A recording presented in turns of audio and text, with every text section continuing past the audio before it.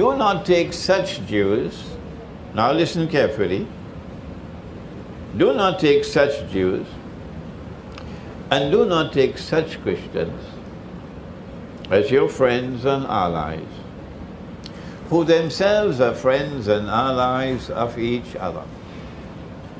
In other words, the Quran is anticipating something astonishing. The Christians accuse the Jews of the killing God himself. You can't do worse than that. The crucifixion.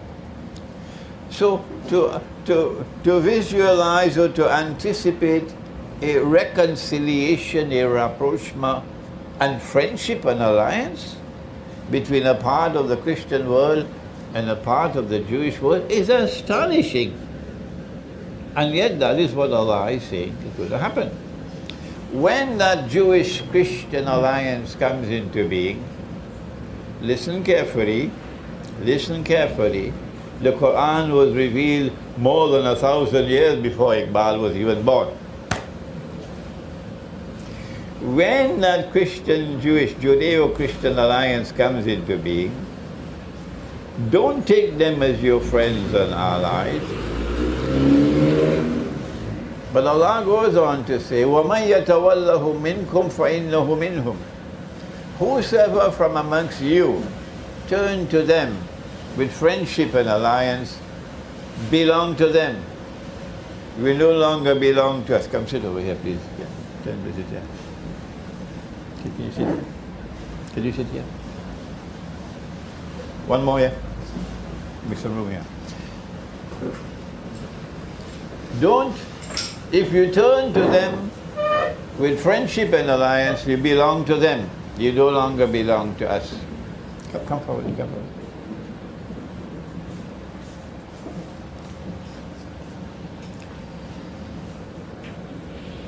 If you turn to them with friendship and alliance, you no longer belong to us, you belong to them. Inna Allah la yahdi al-qawma adh-dhalimin. Surely Allah does not provide guidance for a wicked people.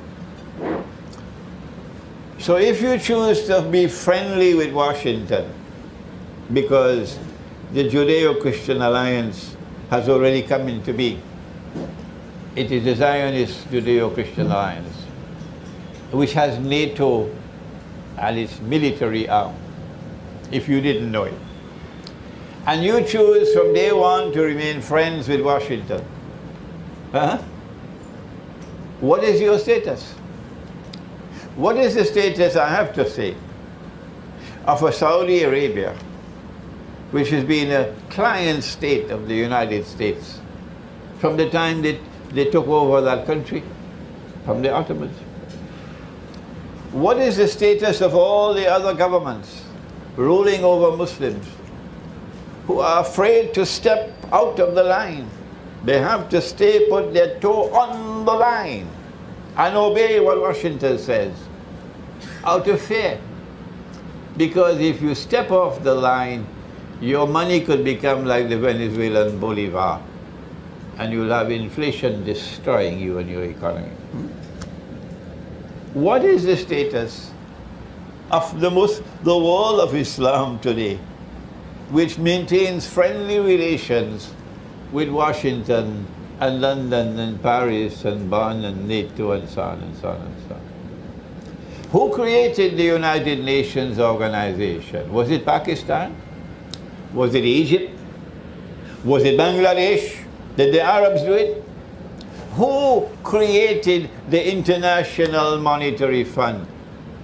If you don't know it, then allow me, politely so, to tell you.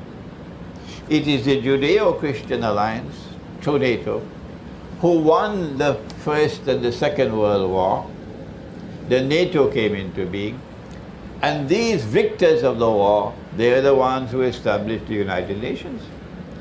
They're the ones who established the International Monetary Fund, etc. And you now become members of these organizations in defiance of Allah's command in the Quran. What is your status? So this is our relationship with one part of the Christian world. We are prohibited by the Quran. But there are people who don't hear, and there are others who don't want to hear. So what can we do for them?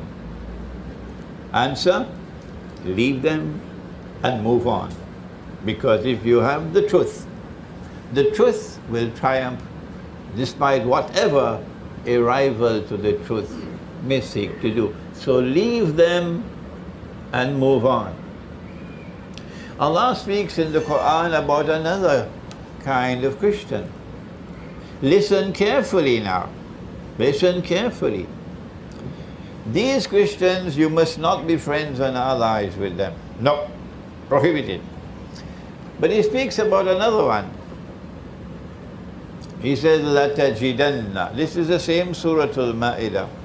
You will most certainly find at this time and in time to come, فعل مضارع, أشد الناس عداوة للذين آمنوا اليهود. Those who will have the greatest hostility for you will be the Jews.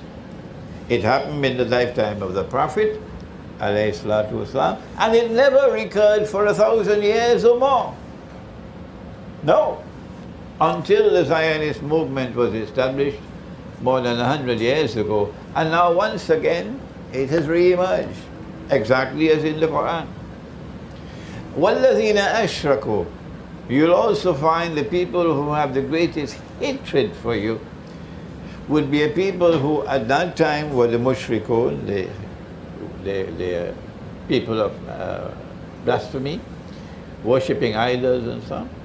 It happened at that time and now again, because you have a new people who say today, no longer is Allah al-Hakam, as in the Khilafah state. The state is now al-Hakam. And if you didn't know it, let me introduce you to the Republican state.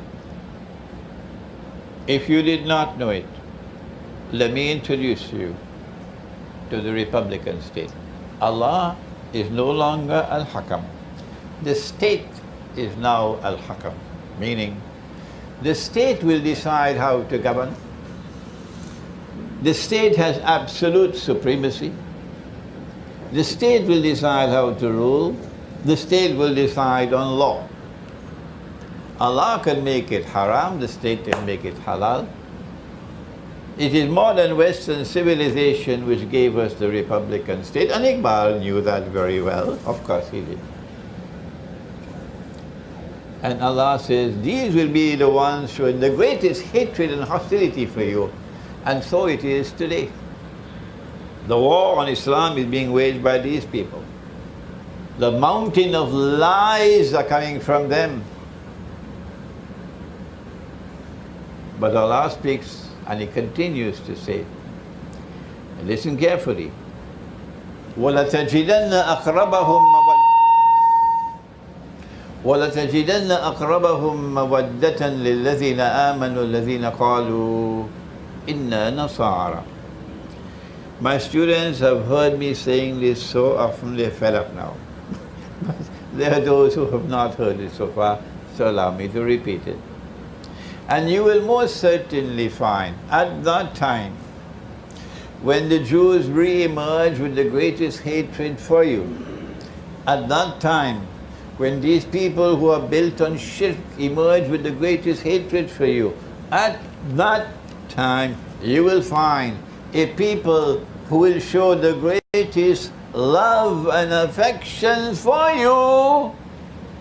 And they will be a people who proclaim, we are Christians. Oh, but wait a minute. They don't proclaim themselves Christians in the United States, and Britain and France. No. Religion is a private affair. We've been secularized. We proclaim ourselves French and British and American. And religion is for Sunday morning. But these are a different kind of Christian people. قَالُوا إِنَّا نَصَارَى. They proclaim themselves, their identity. We are Christians. So this could not be Western Christianity. Kindly eliminated. A Christian people who will be closest in love and affection for you Muslims at that time. The Quran goes on to say, ذَلِكَ بِأَنَّ مِنْهُمْ كِسِّسِينَ. The reason why they will behave like this is because they have the institution of the ulama intact.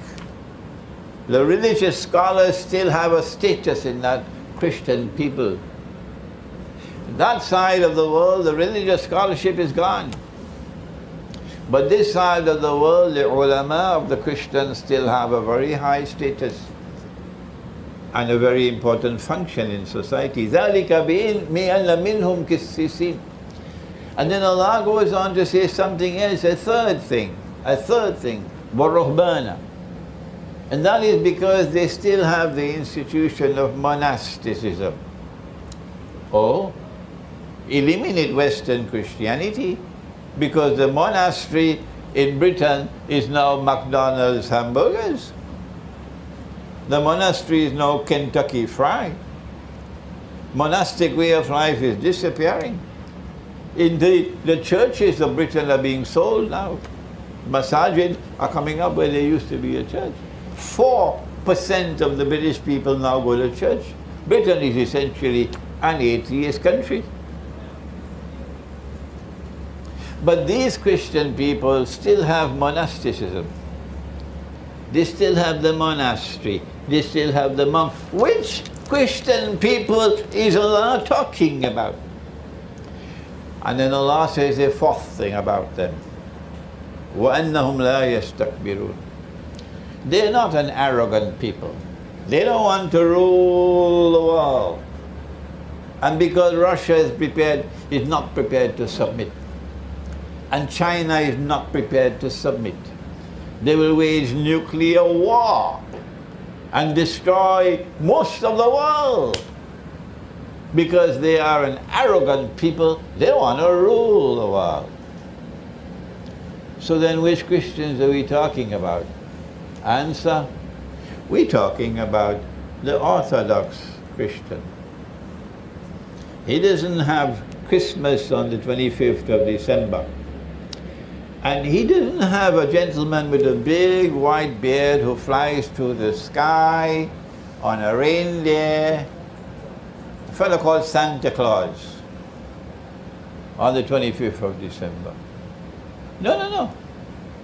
When you go to the Orthodox Christian church as when I went to Moscow, I found there were no chairs. None. It was like a masjid. Yes. An Orthodox Christian, I cannot mention his name, he's a prominent Christian, Russian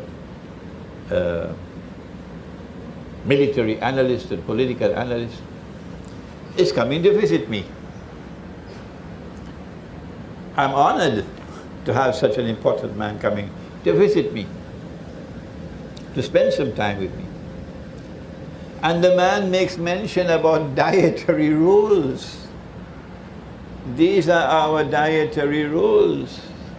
What we can eat during this Lenten season and what we cannot eat. And hope that it will not cause any problems for Imran. And I am amazed because over there they eat everything and anything. They don't care anymore about halal and haram. And so I share with you now, finally, that the Khilafah state would recognize the Orthodox Christian world, which today is led by Russia, that these are the people Allah is talking about in the Quran, that they will be closest in love and affection for you. Does Iqbal recognize the Khilafah state as important? Does Iqbal recognize that the Khilafah state has been lost? when Mustafa Kemal abolished it in 1924. Does Iqbal long for the Khilafah state to be restored? Let's answer that question with a beautiful verse of Urdu. I just checked my Urdu before the lecture to ensure I don't make any mistakes. It was Dr. Israr Ahmad who introduced me to this verse of Iqbal. Ta khilafat ki bina dunya mein ho phir istawar. If the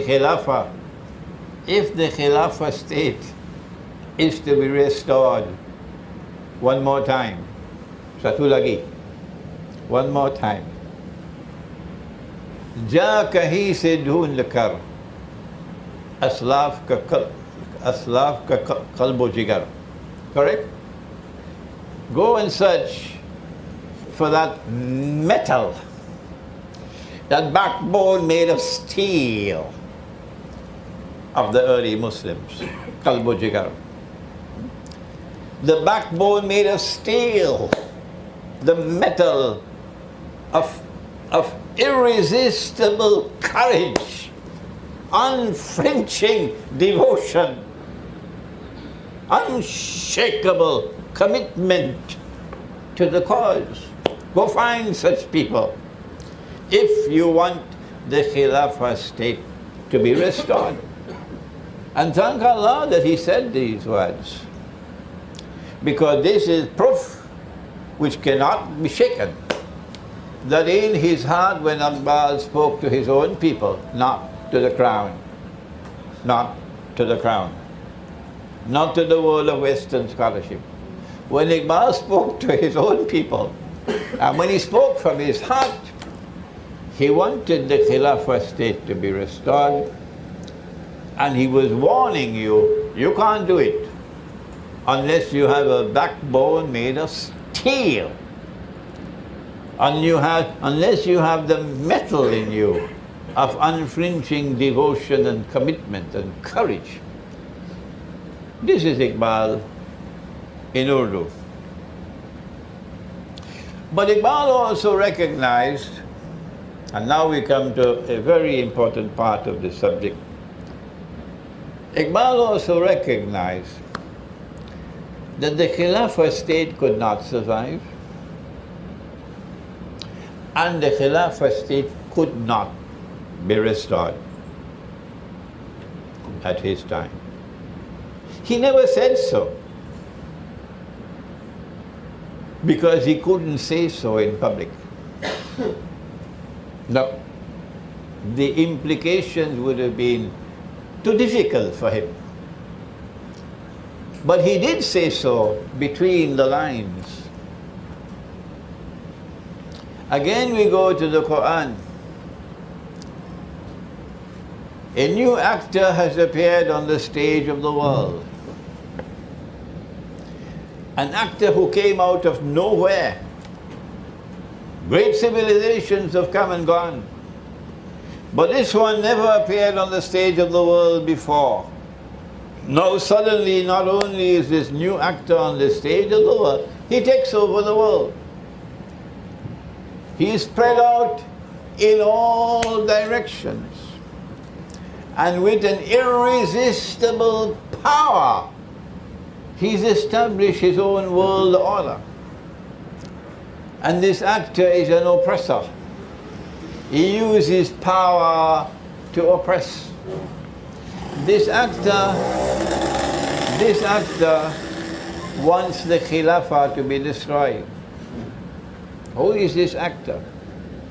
He wants the Khilafah to be destroyed because once there is a Khilafah state, he cannot achieve his objective of establishing a state of Israel in the Holy Land. This actor has an objective, a goal. He wants to liberate the Holy Land for the Jews. He wants to bring the Jews back to the Holy Land to reclaim it as their own. He wants to restore a state of Israel in the Holy Land, while of course, you know, we eating our biryani and going to sleep. Excuse me, my language is a little bitter now because I've been talking about something for too long and nobody is listening. He wants to not only restore a state of Israel in the Holy Land, but he wants that Israel to rule the world. He's almost there now.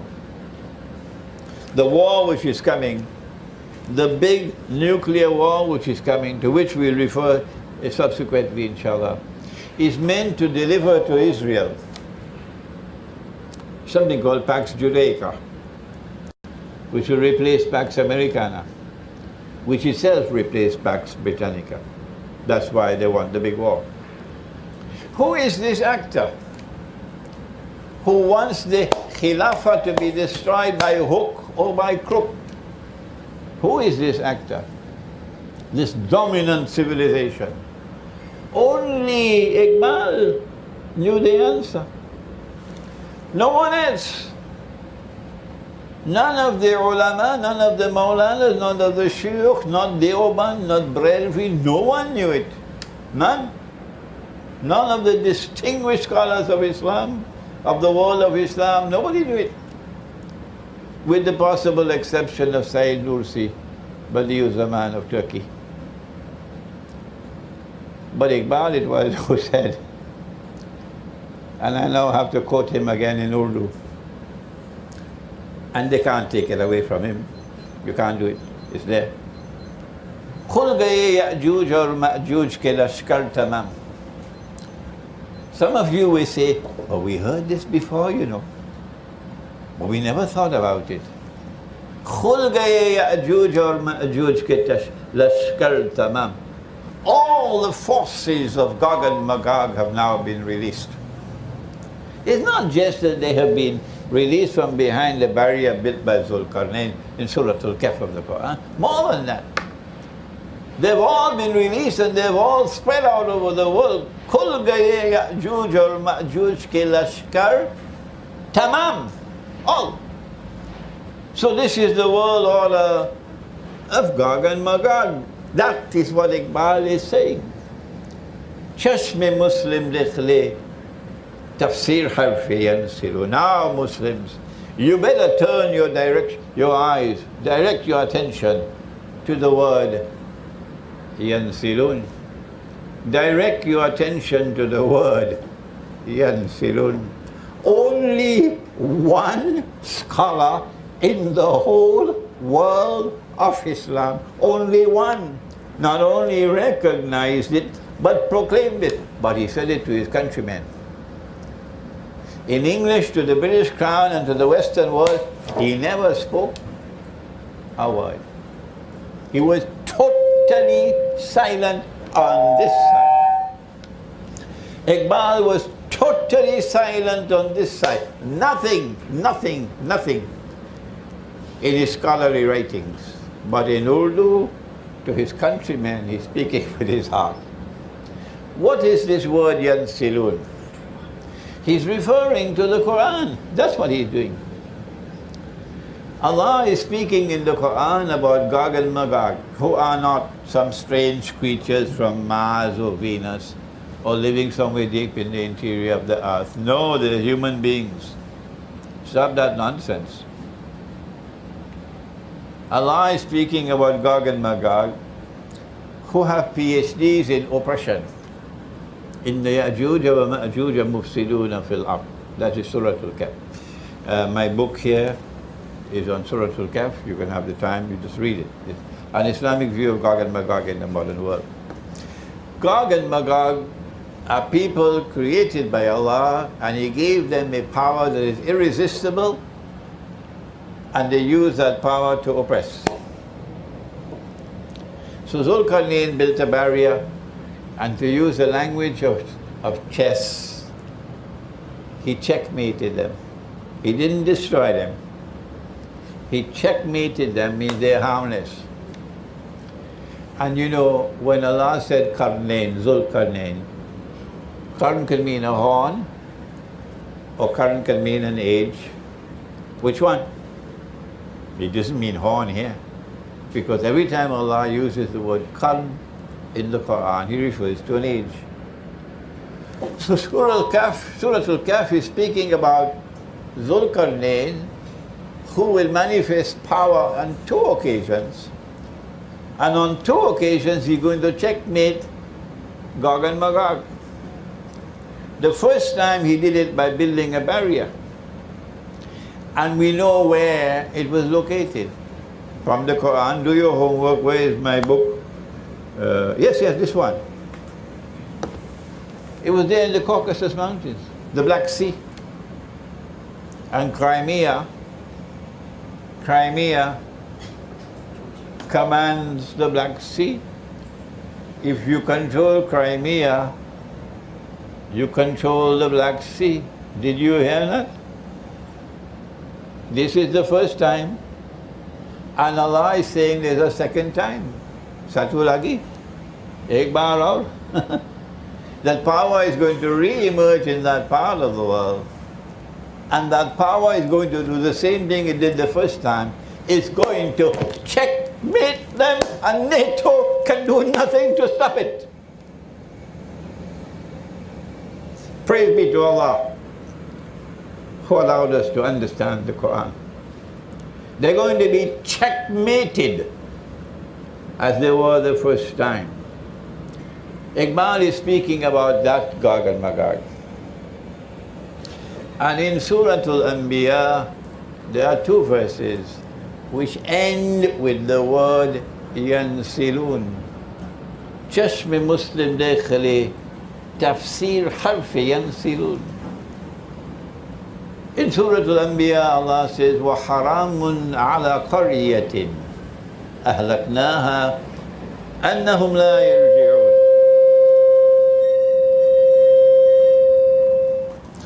Allah speaks of a town which He destroyed. And having destroyed that town, He expelled the people. And then placed a ban on them that they can never return to reclaim that town as their own. Hatta, until when?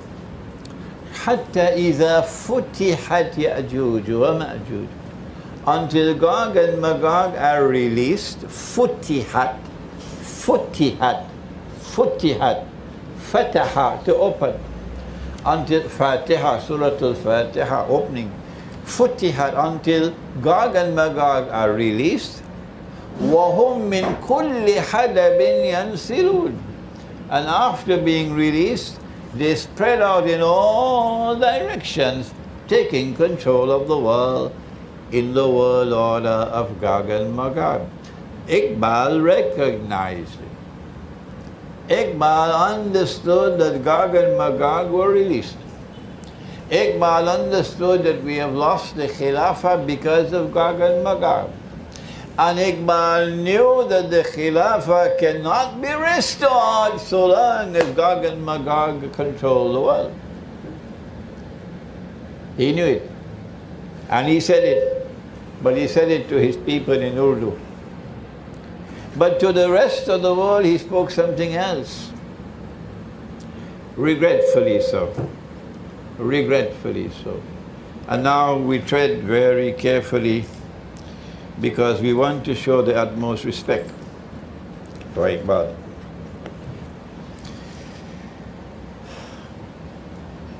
When he spoke to the English-educated people, and the British government was listening, when he spoke and wrote in English, his response was different, regrettably so.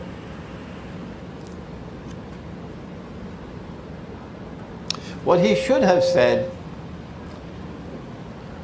it's not possible for us to restore the Khilafah state now. I can't tell you why, but it's not possible. But it will be possible later, so don't give up. Do not surrender the Khilafah state. If he had said that, the world of Islam would have understood this is a great scholar talking. He knows what he's saying. It is not possible now, at this time, to restore the Khilafah state. But circumstances are going to change, and there is a tomorrow which is coming, when you will be able to struggle to restore the Khilafah state. So do not surrender the Khilafah state. That is all he had to do, but he did not do it. On the contrary, he said that, where is it? Here we are. That when the Khilafah was abolished by Mustafa Kemal in 1924, the Khilafah state was abolished. The Turkish Grand National Assembly issued a declaration. And I read for you from my book, The Caliphate, the Hijaz, and the Saudi Wahhabi Nation State. The Khalifa is deposed. The office of the Khilafah is abolished, since the Khilafah is essentially comprised in the meaning and significance of the words government, as hukuma, and republic, jumhuriyah. In other words, what we now have in Turkey, the secular Republic of Turkey, this is the Khilafah. This is a new form of the Khilafah state. And Iqbal responded by saying, yes, they are correct. And in order for us to adjust, it's going to break your heart now, I know. It's going to break your heart. In order for us to adjust to this new world of the Republican state, which is an adequate substitute for the Khilafah, according to the Iqbal, it is necessary for us to engage in something called the reconstruction of religious thought in Islam. No. 1,000 times no, Iqbal. With all due respect for you, there is no need to reconstruct religious thought in Islam. The Khilafah state will not be surrendered. And the modern Republican state is not and can never be a substitute for the Khilafah. A very good book written by a Pakistani scholar with an enormous amount of research for a PhD thesis, Naeem Qureshi, and I want his book to be shown on this video, Pan-Islam in British Indian Politics, Pan-Islam in British Indian Politics, a study of the Khilafat movement 1918 to 1924, the Khilafat movement of India. He's done an enormous amount of research, and I commend him for this work. Many times I differ with his analysis, but the research work is important. The Muslims of India did not want to surrender the Khilafah. No. There were 4 centers of the world of Islam which had to respond to Mustafa Kemal. The first, of course, was the ulama of Turkey. The second was Egypt, with Al-Azhar University. The third was Arabia, the jihad with Makkah and Medina. And the fourth was Muslim India. These are the 4 most important parts of the world of Islam, intellectually. And out of these 4, the one which distinguished itself with the most powerful response of all was India, Muslim India. Muslim India responded with the Khilafah movement.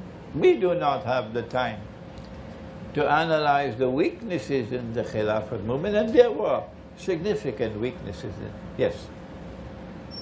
Recognizing the Ottoman Khilafah as a valid Khilafah, and that is our Khalifa. Excuse me, sir, is this your Islam? Where the Khilafah state could take Christian boys and convert them to Islam by force? And if a Christian boy refused to become Muslim, you kill him? Is that your Islam? It's not mine. You pledge your allegiance to the Ottoman Islamic Khilafah? And that these Christian boys will now become the Janissaries, they're trained to become the elite fighting force of the Ottoman Empire. And so when the Ottoman army goes to wage a bogus jihad on the Orthodox Christians, the heart of the fighting force will be their own sons, to add fuel to the fire. And when you wage your bogus jihad on the innocent Orthodox Christians and you defeat them, you seize their women and make them slaves. Is that your Islam? It's not mine. It's not mine. And you never get married. The Ottoman Sultan and Khalifa never married. No, he had a stable full of women, like you have a stable filled with horses. These were the slave women with whom he cohabited. And he called them Milk al-Yamin. And with them he'll have children. But he'll never marry, so he never has a son. And from amongst these will come the new Sultan. So when the Ottoman army wages war on a Christian people, it's their own son who is the Khalifa. Is that your Islam? It's not mine. And when the Ottomans took control of Constantinople,